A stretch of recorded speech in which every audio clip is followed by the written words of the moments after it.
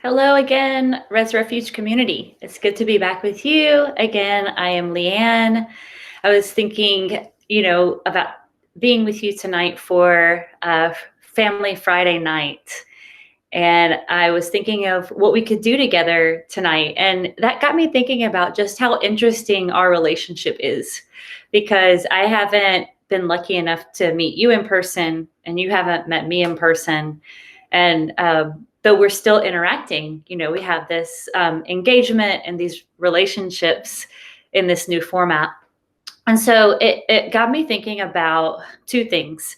I was thinking about Women's History Month, which is for all of March. And I was also thinking about how maybe it would be nice for me to share something personal, so that in this interesting format, we can be getting to know each other differently. So I was thinking, what do I like to do with my family just like on Friday nights?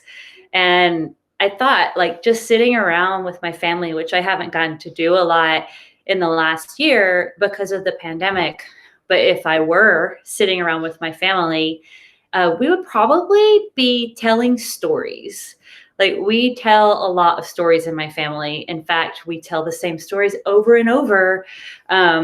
Some of them from people who are elders or have already passed on, some new stories. And I thought, well, even though I'm not really a storyteller, I think we are all humans, so we all have the potential to tell stories. I'll share with you a short story about my life, about my history, and a woman in my family who is a matriarch. She's no longer living, but she's definitely, her presence, her eldership is still felt in my family. So I'll tell you a story, and then I thought we could do together in honor of Women's History Month, just maybe a short, um, almost like a meditation. You could also think of it as a blessing or even just positive intentions for the strong women in our lives and our families, in our communities, and even women that we don't know, perhaps women in our own lineage, our own communities who came long before us and did things that make an impact on us now. And we can still kind of come into a space maybe of honoring all of that for Women's History Month. So I hope that sounds good. Again, just interesting to share this, and then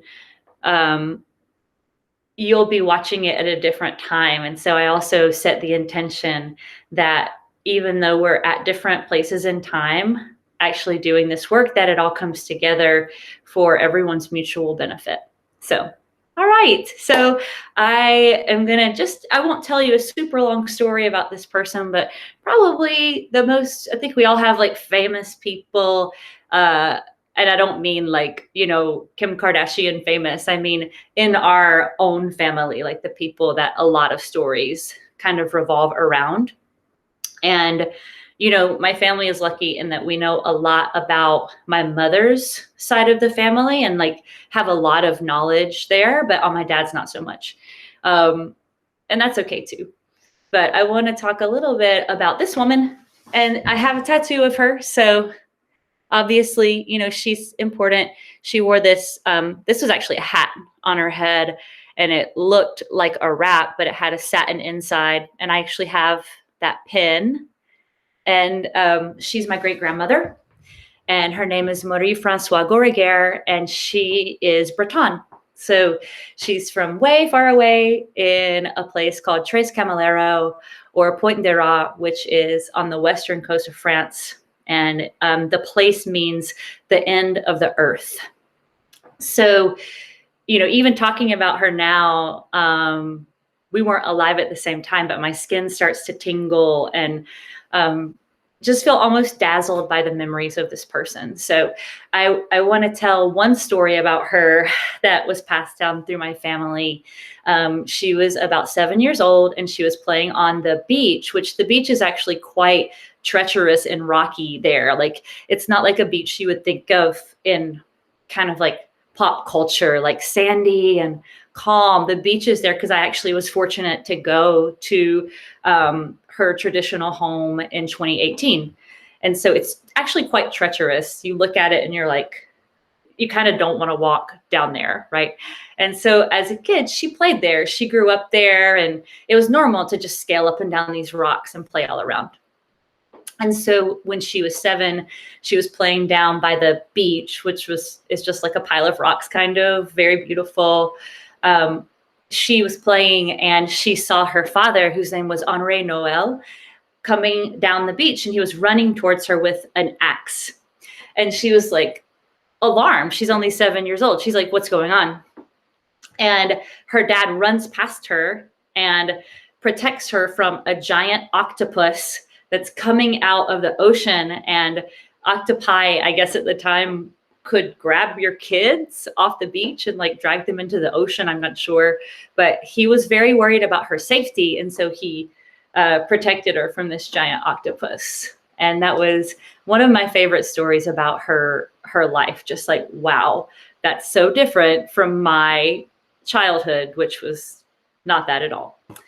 So kind of fast forwarding into her life, later on in life, she ended up, when she was maybe 16 or 17 years old, having a child. And, because it was a long, long time ago, it was like, oh my gosh, that's like the worst thing ever. So she ended up kind of releasing the child into sort of a family adoption. And then she married my great-grandfather and came across to live in where I live now, which is now called Georgia in the USA. And her life, even after she arrived here, was just absolutely fantastic.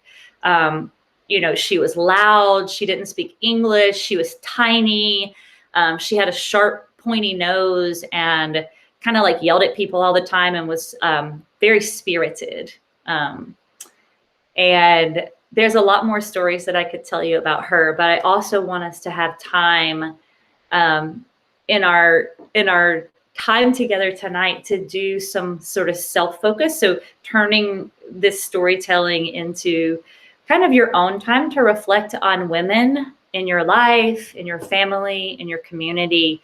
Think about stories that are told in your family about different, women that may have been important. And so I'll kind of leave the stories of Marie-Françoise Gourguer there. What I will say about her, for me, just to kind of wrap it all up, if I told you all the stories I knew about her, we would be here all night together for hours and hours on this meeting. But what I will say about her is that I feel her, and I actually am more connected with her mother, whose name was Marie-Michelle Choms. And I actually have dreams about both of them and feel very lucky to have knowledge of them and feel like I almost sense them. But I know that's because I am them, right?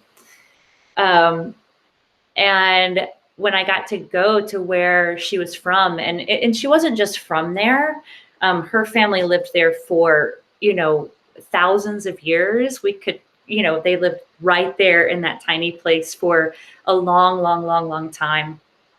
And so when I went there, I could feel it, in my body that, generations of people with my blood had lived in that place and still did live in that place. And so that was really, really special for me.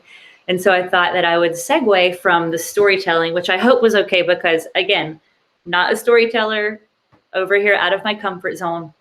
I thought that what I would do to segue was to read something I wrote on the first day that I was in her homeland, which is, again, in the western coast of France. The name means the end of the earth, and it's called Tres Camaleros. And so I wrote this. This was how I felt, or what came to me when I looked out over the water and connected with that energy. I feel her walking young and free, yearning to see the world just like me. Light will see the night, even when crows sleep standing. So anyway, Thanks for listening to that. And I want to come together for a moment on really stepping into a space of making it more about your stories, your intentions, your wishing to honor or bless. So, what we're going to do now is a centering, or you could call it a blessing, intention setting. So, you could sit, or you could lay down, or get into any comfortable position. And then you could choose to do this with your eyes, of course, open or closed.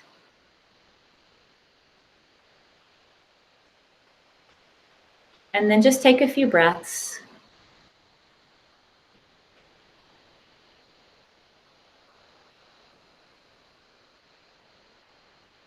And then just start to notice, just even thinking about the women in your life, the women in your lineage. And again, it's really important to say that many of us don't have any knowledge of people in our lineage. Like, I don't have much at all knowledge of my dad's lineage. So we can still honor the women in our lineage, even if we don't know who they are or any of their stories. And then also, this extends to just any women in the community where you live. This could even be women who inspire you through teachings, books, social media, things that maybe you don't know them personally, but they affect you and guide you and inspire you. So we'll take just about a minute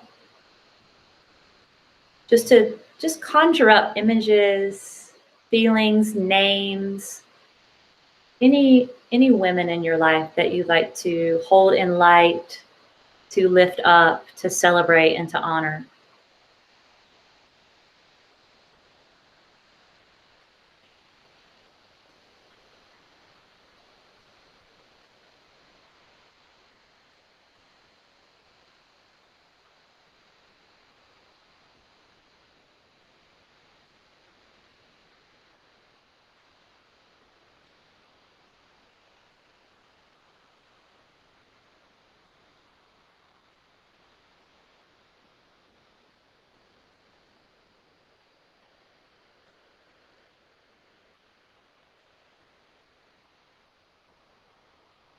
And then one more part of this, so we'll call this our intention or our blessing for women.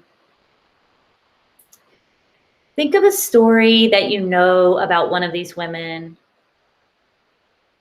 or about any woman, just something that maybe makes you smile. It could be something very simple or something that happened before you were born. And if you're not able to think of any stories, that's okay. Maybe just focus on your breath, listening to your breath. You might also, if you are a woman, think of a story about yourself, about your own life.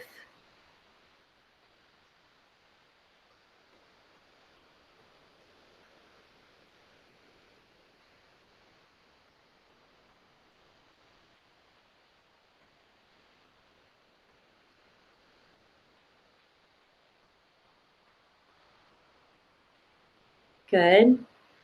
All right. And then if you have your eyes closed, you could always open your eyes. And the end of this time together is a request. So experiences like this. So if we were together, meaning either like in the same room, if I were with you in the same room, or if we were together, like this was a live stream, what we would do next would be to share. So we would kind of, all just tune in to the screen or tune into the room that we were in together. And we would let people share about women that they really want to lift up or hold light for, or just honor and celebrate. And so the next piece of this, since I'm not in the same space with you, I already actually did this part by sharing about my great grandmother over here. This is from a picture. This was right after she first came to America. There was a picture of her looking very, very skeptical, holding a very big baby. And it was this picture. So a tattoo artist drew it, and I was like, yes, that. So I showed it to her daughter though, because her daughter is still alive. Yay! And she said it doesn't look like her. But I tried my best. I feel like it does, but I wasn't her daughter. So, uh, take this opportunity to continue family night, to continue family Friday evening by getting off the computer with me, going out into the room that you're in, and maybe holding a little bit of conversation. Go get some chips, go get a tea, come back, and talk about the women you want to uplift, and also stories. So, like, if anyone has any stories they want to share about women, about each other, let it roll into perhaps at least a little bit of time of storytelling. So, and maybe some of the people that you're in the room with are better storytellers than me. So, thank you so much for being here. And I'm using a different platform, so I have to kind of look awkward here at the end. But I will see you soon. And we're always open to your requests about things that you want to do for family night. My primary focus is wellness, healing, yoga teaching, energy work, but I also teach music. I think that I'm funny. I might not be funny. Anyway, I look forward to seeing you again, even in this weird time lapse way. Bye. Have a wonderful evening.